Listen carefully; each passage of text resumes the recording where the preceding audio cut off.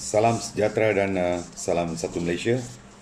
Saya Ramesh Rao, Presiden Pertubuhan Minda dan Sosial Prihatin. Dah lama tak buat video. Video ni saya tujukan khas untuk kepada Perdana Menteri kita, Perdana Menteri yang ke-9, iaitu Yang Amat Berhormat Datuk Seri Ismail Sabri. Tujuan video ni dibuat ini adalah untuk memberitahu Datuk Seri Ismail Sabri bertegaslah sekarang ataupun terimalah tempiasnya pada PRU 15. Kenapa saya cakap bertegaslah sekarang dan terimalah tempias pada PRU 15? Sebab kita tahu sejak daripada 2008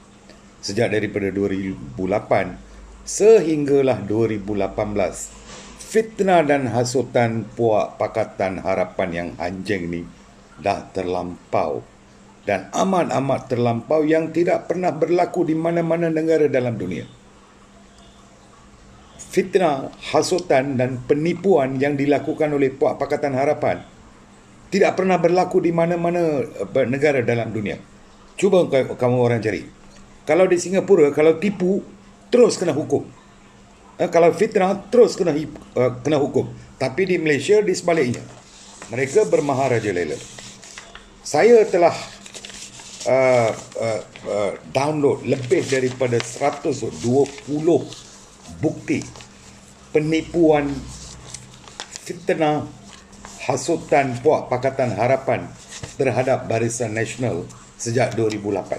Saya tak tahu mana silapnya, kenapa mereka ni terlampau kebal, tak pernah dihukum, tak pernah dipenjara, ataupun sebaliknya, sehingga yang hilang kelayakan untuk menjadi ahli parlimen, untuk hilang kelayakan untuk menjadi adun, sungguh pun terbukti mereka ni memfitnah.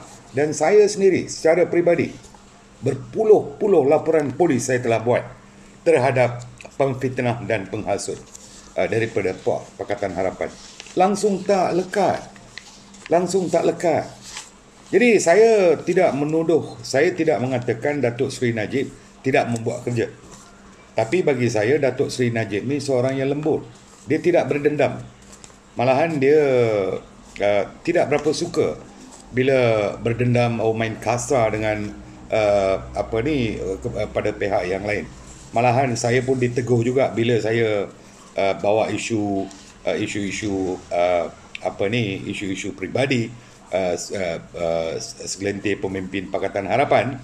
Beliau tidak berapa menyukainya, malah beliau kata lebih baik kita fokuskan kepada pembinaan ekonomi negara dan bagaimana untuk memberangsangkan ekonomi negara, bagaimana untuk menyenangkan rakyat dan bagaimana dan macam-macam lagi. Fokus beliau hanya tertumpu kepada ekonomi dan tidak kepada politik. Jadi itulah satu-satunya punca di mana Pakatan Harapan kerap terlepas dan terbebas. Macam contoh PRU, sebelum PRU yang ke-14 tempoh hari 2018, bagaimana fitnah yang dibuat oleh Mahathir. Mahathir mengatakan Datuk Seri Najib jual negara kepada China lah, sampai pergi ke Kuantan, berdiri depan industrial China tu, mengatakan Najib dah jual negara kepada China, dah gadai kepada China. Lepas Perhimpunan Bersih, lepas bila Mahathir kata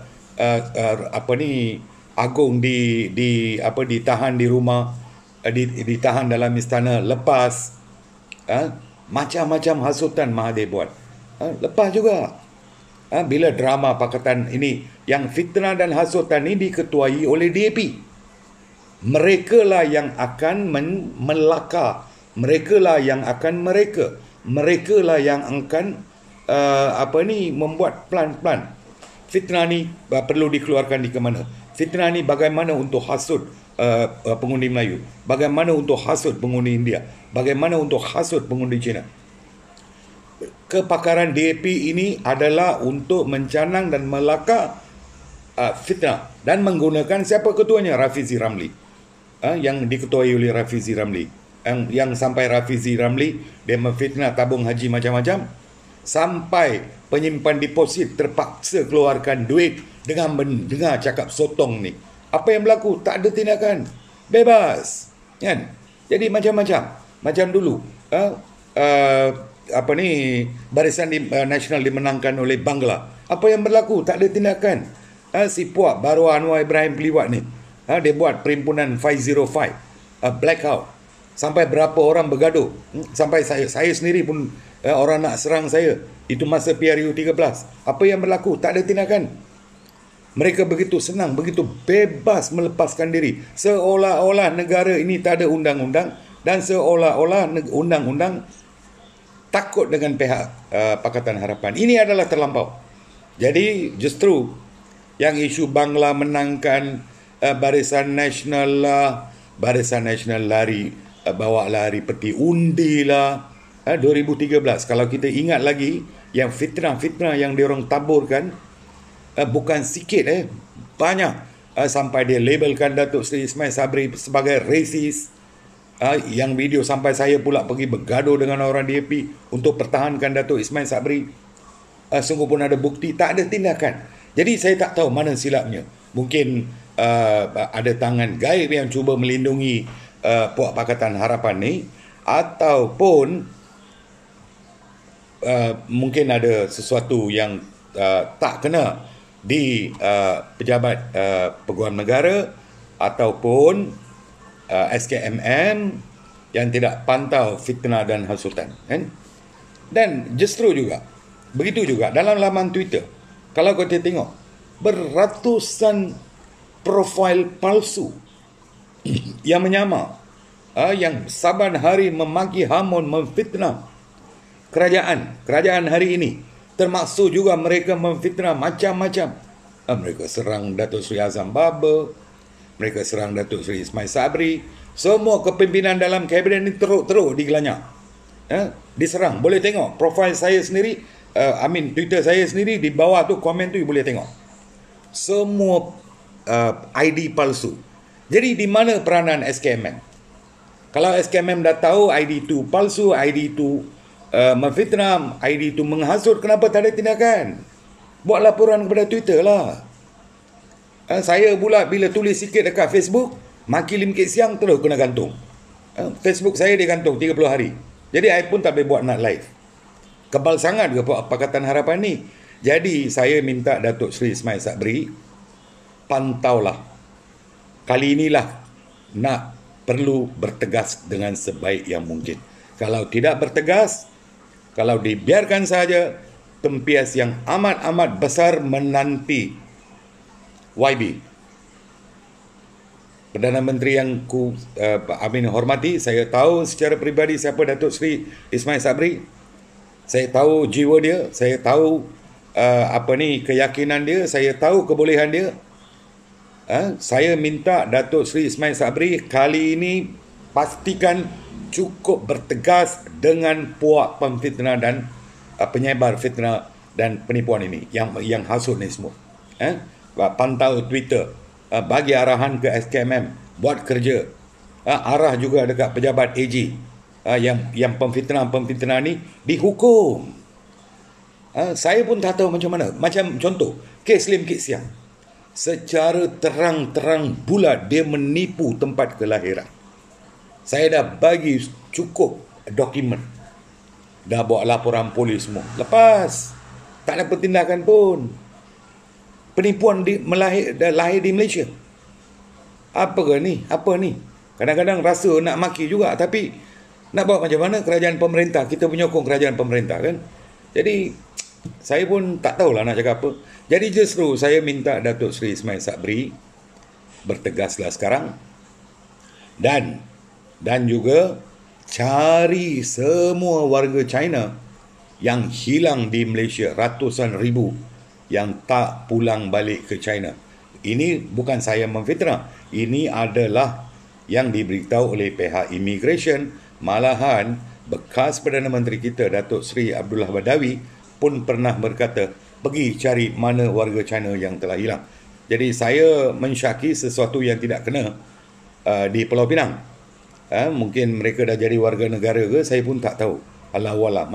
Jadi saya minta ketegasan. Saya tagih, saya merayu ketegasan Datuk Seri Ismail Sabri untuk menangkis mengambil tindakan terhadap pemfitnah, penghasut. Kalau berlembut juga, kalau biarkan mereka bermaharaja lela lagi, saya pun tak tahu nak cakap apa lagi. PRU 15 confirm Barisan Nasional bungkus.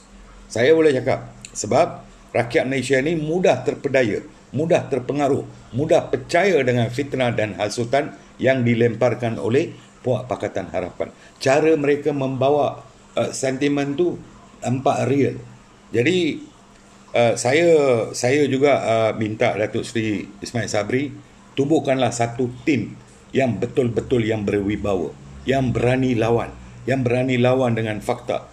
Bukan sekadar bising dalam Facebook aja, datang fizikal, yang mampu boleh berdebat, yang boleh berdebat dengan fakta, lawan dengan fakta. Kita kena ada operator.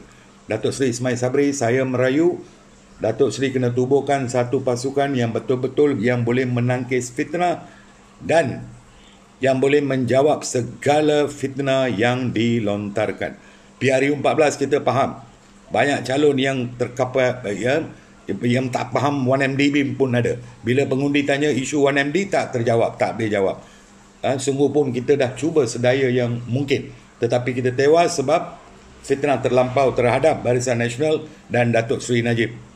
Kononnya 1MDB lah, macam-macam lagi. Saya tidak mahu benda yang sama berlaku terhadap YAB Datuk Seri Ismail Sabri. Datuk Ismail Sabri, kalau dengar video ni, kalau terlihat video ni, tolonglah tegas sikit kali ni. Sudahlah, ini kalilah kita kena perlu tegas, setegas-tegas yang mungkin. Kalau perlu, kembalikan ISA. Gunakan akta-akta yang ada. Jadikan macam Singapura. Bagaimana mereka begitu sistematik. Mereka kalau terlihat fitnah terus dihukum.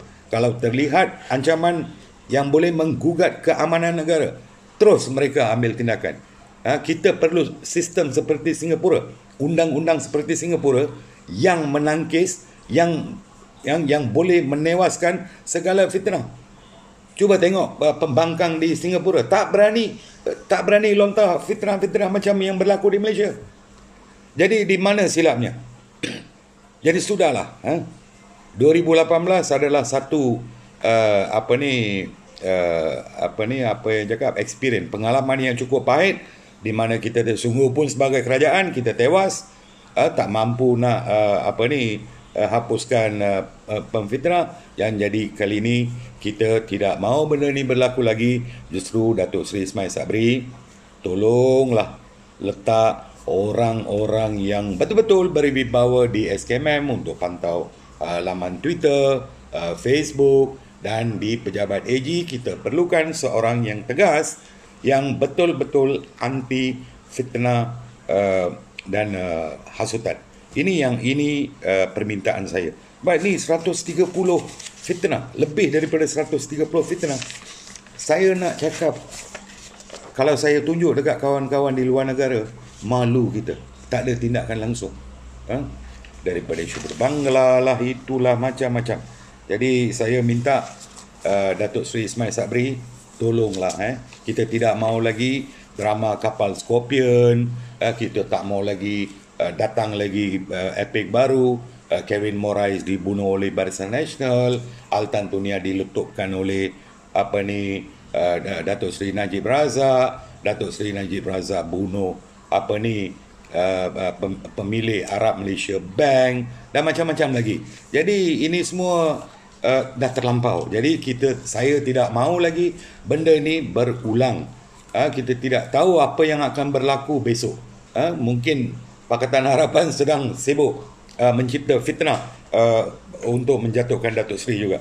Jadi Datuk Seri, eloklah bersedia daripada sekarang setegas yang mungkin, dan saya minta Polis Diraja Malaysia juga sentiasa pantau halaman Facebook, pantau halaman Twitter yang menghina Raja-Raja Melayu, yang mempertikai, yang bersoal dan memfitnah tentang isu vaksin dan macam-macam lagi.